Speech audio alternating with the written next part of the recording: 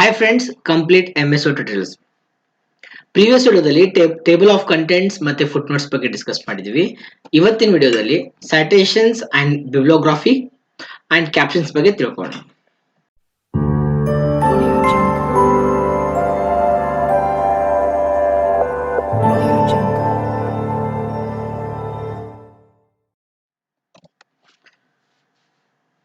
So reference menu ಒಳಗಡೆ citations and bibliography and captions. Citations and bibliography ಒಳಗಡೆ insert citations, manage source, styles ಇದೆ and bibliography ಇದೆ. And ಈ option specially ಎದಕ್ಕೆ use ಮಾಡ್ತಾರೆ ಅಂದ್ರೆ, ನೀವು ಡಾಕ್ಯುಮೆಂಟ್ ಒಳಗಡೆ ಯಾವ ರೀತಿ ಕಂಟೆಂಟ್ ಹಾಕ್ತಾ ಇದ್ದೀರಾ, for example article, report, news article, section articles and books ready ಮಾಡಬಹುದು ಪರ್ಟಿಕ್ಯುಲರ್ ಡಾಕ್ಯುಮೆಂಟ್ ಒಳಗಡೆ. ಅದ್ರ ಬಗ್ಗೆ ಮಾಹಿತಿನ ಸ್ಟೋರ್ ಮಾಡ್ಬೇಕಂದ್ರೆ ನಾವು ಸೈಟೇಷನ್ಸ್ ಅಲ್ಲಿ ಮಾಹಿತಿನ ಸ್ಟೋರ್ ಮಾಡ್ತೀವಿ. ಈಗ ನಾನು ನೆಕ್ಸ್ಟ್ ಪೇಜಿಗೆ ಹೋಗ್ತೀನಿ, ಕಂಟ್ರೋಲ್ ಎಂಟರ್ ಪ್ರೆಸ್ ಮಾಡಿ ರ್ಯಾಂಡಮೈಸ್ ಫಂಕ್ಷನ್ ಕಾಲ್ ಮಾಡಿ. ಅಂದ್ರಲ್ಲಿ ಗೊತ್ತು ನಿಮ್ಗೆ ರ್ಯಾಂಡಮೈಸ್ ಫಂಕ್ಷನ್ ಅಂದ್ರೆ 3 ಪ್ಯಾರಾಗ್ರಾಫ್ ರೆಡಿಮೇಡ್ ಕಂಟೆಂಟ್ ನ ಪ್ಲೇಸ್ ಮಾಡುತ್ತೆ. ಇದು ಒಂದು ಚಾಪ್ಟರ್ ಅಂತ ತಿಳ್ಕೋಣ, ಮೀನ್ಸ್ ನಾವು ಒಂದು ಬುಕ್ ಮಾಡ್ತಾ ಇದೀನಿ ಅಂತ ತಿಳ್ಕೋಣ. ಓಕೆ, ಈ ಬುಕ್ ಬಗ್ಗೆ ಮಾಹಿತಿನ ಸ್ಟೋರ್ ಮಾಡ್ಬೇಕಂದ್ರೆ ರೆಫರೆನ್ಸ್ ಮೆನು ಒಳಗಡೆ ಇನ್ಸರ್ಟ್ ಸೈಟೇಷನ್ಸ್ ಮೇಲೆ ಕ್ಲಿಕ್ ಮಾಡಿ, ಅಲ್ಲಿ click on add new source ಮೇಲೆ ಕ್ಲಿಕ್ ಮಾಡಿ. ಕ್ಲಿಕ್ ಮಾಡಿದ ತಕ್ಷಣ ಈ ರೀತಿ ಒಂದು ನಿಮ್ಗೆ ಡೈಲಾಗ್ ಬಾಕ್ಸ್ ಬರುತ್ತೆ.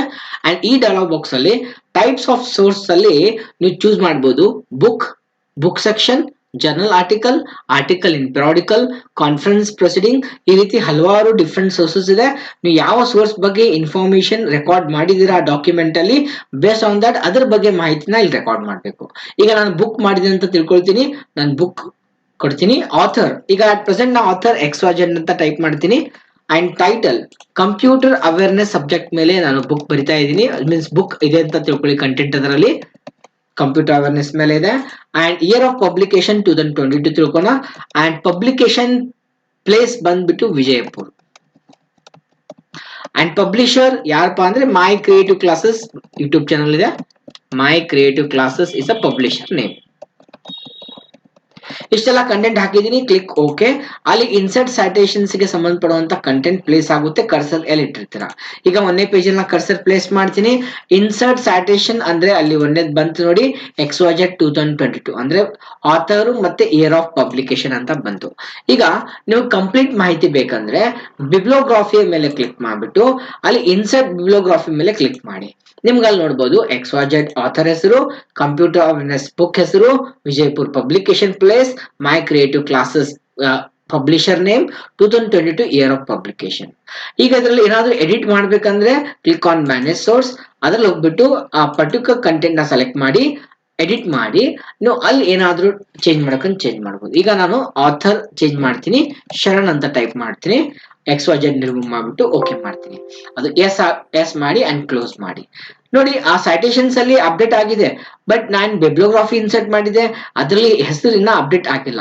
ನೀವೇನ್ ಮಾಡ್ಬೋದು, ಸ್ಟೈಲ್ ನ ಚೇಂಜ್ ಮಾಡಿದಾಗ ಅದು ಅಪ್ಡೇಟ್ ಆಗಿರುತ್ತೆ. ಸ್ಟೈಲ್ ನ ಚೇಂಜ್ ಮಾಡ್ಕೊಳ್ಳಿ. ನೋಡಿ, ಸ್ಟೈಲ್ ಚೇಂಜ್ ಮಾಡಿದ ತಕ್ಷಣ ನೀವು ನೋಡ್ಬೋದು ಆಥರ್ ಹೆಸರು ಶರಣ್ ಅಂತಿದೆ, ಬುಕ್ ಹೆಸರು ಕಂಪ್ಯೂಟರ್ ಅವೇರ್ನೆಸ್ ಅಂತಿದೆ, place Vijayapur and publisher name my creative classes, year of publication 2022. This is how citations and bibliography ಕೆಲಸ ಮಾಡುತ್ತೆ. ಸೊ ನೆಕ್ಸ್ಟ್ ಬಂದ್ಬಿಟ್ಟು ಕ್ಯಾಪ್ಷನ್ಸ್.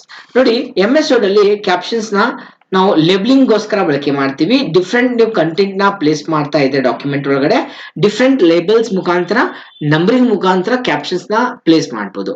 ಈಗ ತಿಳ್ಕೊಳ್ಳಿ, ನಾವು ಒಂದು ಡಯಾಗ್ರಾಮ್ ನ ಡ್ರಾ ಮಾಡೋದಿದೆ. ಡಯಾಗ್ರಾಮ್ ಡ್ರಾ ಮಾಡೋಕೆ ಇನ್ಸರ್ಟ್ ಕ್ಯಾಪ್ಷನ್ ಮೇಲೆ ಕ್ಲಿಕ್ ಮಾಡ್ತೀನಿ. ಆ ಫಿಗರ್ ಅಂತ ಡಿಫಾಲ್ಟ್ ಲೇಬಲ್ ಇದೆ ಅಂಡ್ ಅಲ್ಲಿ ನಂಬರಿಂಗ್ 1 2 3 ತಾನೇ ಅಪ್ಡೇಟ್ ಆಗ್ತಾ ಹೋಗುತ್ತೆ. ನಾನು ಓಕೆ ಮಾಡಿದ ತಕ್ಷಣ ಅಲ್ಲಿ ಫಿಗರ್ ಅಂತ ಪ್ಲೇಸ್ ಆಗುತ್ತೆ. ಈಗ ನನಗೆ ಇದ್ರೊಳಗಡೆ ಕಂಪ್ಯೂಟರ್ ಆರ್ಕಿಟೆಕ್ಚರ್ ಡ್ರಾ ಮಾಡೋದಿದೆ. ಬ್ಲಾಗ್ ಕಂಪ್ಯೂಟರ್ ಆರ್ಕಿಟೆಕ್ಚರ್ ಅಂತ ಟೈಪ್ ಮಾಡ್ತೀನಿ. ಅಂದ್ರೆ ಇದ್ರ ಕೆಳಗಡೆ ನಾ ಏನ್ ಡ್ರಾ ಮಾಡ್ತಾ ಯಾವ ಡಯಾಗ್ರಾಮ್ ಡ್ರಾ ಮಾಡ್ತೀನಪ್ಪ ಅಂದ್ರೆ ಕಂಪ್ಯೂಟರ್ ಆರ್ಕಿಟೆಕ್ಚರ್ ಗೆ ಸಂಬಂಧಪಡುವಂತ ಡಯಾಗ್ರಾಮ್ ನ ಡ್ರಾ ಮಾಡ್ತೀನಿ.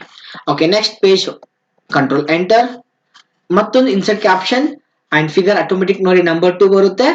ನಾನು ಇಲ್ಲಿ ಫ್ರಂಟ್ ಪ್ಯಾನೆಲ್ ಆಫ್ CPU ನ ಡ್ರಾ ಮಾಡ್ತೀನಿ.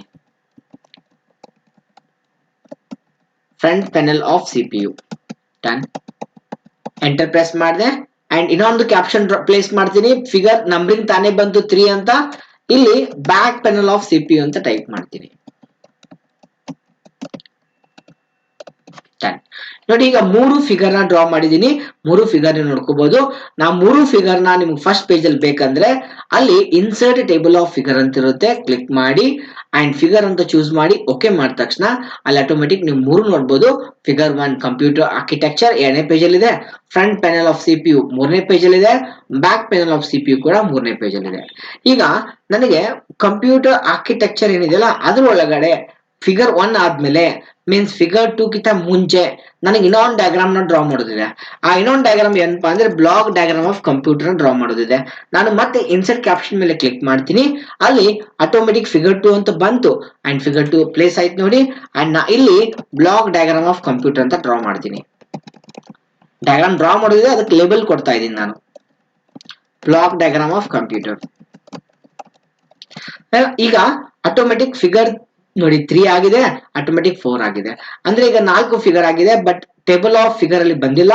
ಅದು ಅಪ್ಡೇಟ್ ಆಗ್ಬೇಕಂದ್ರೆ ಇದ್ರೊಳಗಡೆ ಕರ್ಸರ್ ಇಟ್ಬಿಟ್ಟು click on update table. Update table ಮೇಲೆ ಕ್ಲಿಕ್ ಮಾಡಿ ನಿಮಗೆ ಅಲ್ಲಿ ಕಾಣಿಸುತ್ತೆ ನೋಡಿ. ಆಟೋಮೆಟಿಕ್ ಎಂಟೈರ್ ಟೇಬಲ್ ಅನ್ಬೇಕು. ಅಪ್ಡೇಟ್ ಟೇಬಲ್ ಮೇಲೆ ಕ್ಲಿಕ್ ಮಾಡಿಬಿಟ್ಟು ಅಪ್ಡೇಟ್ ಎಂಟೈರ್ ಟೇಬಲ್ ಸೆಲೆಕ್ಟ್ ಮಾಡಿ ಓಕೆ ಮಾಡಿ ನೋಡಿ. ಅಲ್ಲಿ ನಿಮ್ಗೆ ಕಾಣಿಸ್ತಾ ಇದೆ. ಅಂಡ್ ನಿಮ್ಗೆ 4 ಫಿಗರ್ ಏನ್ ನಿಮ್ಗೆ ಅಲ್ಲಿ ಟೇಬಲ್ ಆಫ್ ಫಿಗರ್ ಕಾಣಿಸ್ತಾ ಇದೆ, ಇದು ಲಿಂಕ್ ತರ ಕೆಲಸ ಮಾಡುತ್ತೆ, ಕ್ರಾಸ್ ರೆಫರೆನ್ಸ್ ತರ ಕೆಲಸ ಮಾಡುತ್ತೆ. ನೀವು ಕಂಟ್ರೋಲ್ ಹಿಡಿದ್ಬಿಟ್ಟು ಕಂಪ್ಯೂಟರ್ ಆರ್ಕಿಟೆಕ್ಚರ್ ಮೇಲೆ ಕ್ಲಿಕ್ ಮಾಡಿದ್ರೆ ಅಲ್ಲಿ ಜಂಪ್ ಆಗ್ತೀರಾ. ನೀವು ಕಂಟ್ರೋಲ್ ಹಿಡಿದ್ಬಿಟ್ಟು ಬ್ಯಾಕ್ ಪೆನಲ್ ಆಫ್ ಸಿಪಿ ಮೇಲೆ ಕ್ಲಿಕ್ ಮಾಡಿದ್ರೆ ಅಲ್ಲೇ ಜಂಪ್ ಆಗ್ತೀರಾ. ಇದು ಒಂದು ಕ್ರಾಸ್ ರೆಫರೆನ್ಸ್ ತರಾನು ವರ್ಕ್ ಆಗುತ್ತೆ ಟೇಬಲ್ ಆಫ್ ಫಿಗರ್.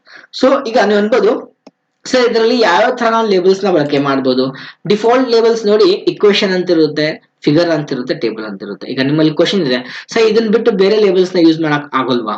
ಇಲ್ಲ, you can use different labels also. ಹೇಗೆ? ನೀವು ಹೊಸ ಲೇಬಲ್, ನನಗೆ ಎಕ್ಸಾಂಪಲ್ ಅಂತ ಲೇಬಲ್ಸ್ ಬೇಕಂದ್ರೆ ಕ್ಲಿಕ್ ಆನ್ ನ್ಯೂ ಲೇಬಲ್. ಅಲ್ಲಿ ನಿಮ್ಗೆ ಯಾವ ರೀತಿ ಲೇಬಲ್ ಬೇಕೋ ಆ ಲೇಬಲ್ ನ ಟೈಪ್ ಮಾಡಿ. ನಂಬರಿಂಗ್ ಹಾಕೋಬೇಡಿ, ಜಸ್ಟ್ ಲೇಬಲ್ ಟೈಪ್ ಮಾಡಿಬಿಟ್ಟು ಓಕೆ ಮಾಡಿ ಅಂಡ್ ಅಗೇನ್ ಕ್ಲಿಕ್ ಓಕೆ. ನಿಮ್ಗೆ ಎಲ್ಲಿ ಬೇಕು ಕರ್ಸರ್ ಪ್ಲೇಸ್ ಮಾಡಿ. ಇಲ್ಲಿ ಬೇಕಾ? ಆಲ್ರೆಡಿ ಈಗ ಎಕ್ಸಾಂಪಲ್ ಒಂದು ಪ್ಲೇಸ್ ಆಗಿದೆ. ಈಗ ನೋಡಿ ಮುಂದೆ ನಾನು ಎಕ್ಸಾಂಪಲ್ 2 ಅಂತ ಪ್ಲೇಸ್ ಮಾಡ್ತೀನಿ. ಎಕ್ಸಾಂಪಲ್ 2, ಎಕ್ಸಾಂಪಲ್ 1 ಇಲ್ಲಿದೆ, ಎಕ್ಸಾಂಪಲ್ 2 ಕೆಳಗಡೆ. ಇನ್ ಬಿಟ್ವೀನ್ ಅದ್ ನಡ್ಬೇಕು ನಾ ಏನ್ ಮಾಡೋಣ, example one more example place ಮಾಡೋಣ. ಬಟ್ ಅದು ಎಕ್ಸಾಂಪಲ್ 3 ಆಗಂಗಿಲ್ಲ. ಯಾಕೆ? ನೀವು ಕರ್ಸರ್ ಅಲ್ಲಿ ಇಟ್ಟಿದ್ದೀರಾ, ಎಕ್ಸಾಂಪಲ್ 2 ಕಿಂತ ಮುಂಚೆನೆ ಇಟ್ಟಿದ್ದೀರಾ, ಅಂದ್ರೆ ಇದೇ ಎಕ್ಸಾಂಪಲ್ 2 ಆಗುತ್ತೆ. ಆ ಎಕ್ಸಾಂಪಲ್ 2 ಎಕ್ಸಿಸ್ಟಿಂಗ್ ಏನಿದೆಯಲ್ಲ ಅದು ಆಟೋಮೆಟಿಕ್ 3 ಆಗ್ಬಿಡುತ್ತೆ. ಎಸ್ ನೋಡಿ, ಆಟೋಮೆಟಿಕ್ 3 ಆಯ್ತು. ಅಂಡ್ ಅದು ಕೂಡ ನಿಮ್ಗೆ ಟೇಬಲ್ ಆಫ್ ಫಿಗರ್ ಬೇಕಂದ್ರೆ ಮತ್ತೆ ಕರ್ಸರ್ ಮೇಲೆ ಇನ್ಸರ್ಟ್ ಟೇಬಲ್ ಆಫ್ ಕಂಟೆಂಟ್ ಮೇಲೆ ಕ್ಲಿಕ್ ಮಾಡಿ ಅಂಡ್ ಅಲ್ಲಿ ಎಕ್ಸಾಂಪಲ್ ಚೂಸ್ ಮಾಡ್ಬಿಟ್ಟು ಓಕೆ ಅಂದಾಗ ಅದು ಕೂಡ ನಿಮಗೆ ಪ್ಲೇಸ್ ಆಗುತ್ತೆ. ಈ ರೀತಿ ನೀವು ಕ್ಯಾಪ್ಷನ್ಸ್ ನ ಬಳಕೆ ಮಾಡಬಹುದು. This completes video. ಇಲ್ಲಿಗೆ ವಿಡಿಯೋ ಕಂಪ್ಲೀಟ್ ಆಯ್ತು. ನೆಕ್ಸ್ಟ್ ವಿಡಿಯೋದಲ್ಲಿ ನೆಕ್ಸ್ಟ್ ಕಾನ್ಸೆಪ್ಟ್ ಮುಖಾಂತರ ಬರೋಣ. ಅಂಡ್ ಯಾರೆಲ್ಲ ವಿಡಿಯೋ ನೋಡ್ತಾ ಇದ್ರೆ ಡೋಂಟ್ ಮಿಸ್ ವಿಡಿಯೋನ ಲೈಕ್ ಮಾಡಿ ಅಂಡ್ ಫ್ರೆಂಡ್ಸ್ ಜೊತೆ ವಿಡಿಯೋನ ಶೇರ್ ಮಾಡಿ. ಯಾರು ಫಸ್ಟ್ ಟೈಮ್ ನೋಡ್ತಾ ಇದ್ರೆ ಚಾನಲ್ ನ ಸಬ್ಸ್ಕ್ರೈಬ್ ಮಾಡಿ. Thank you for watching. Bye for session.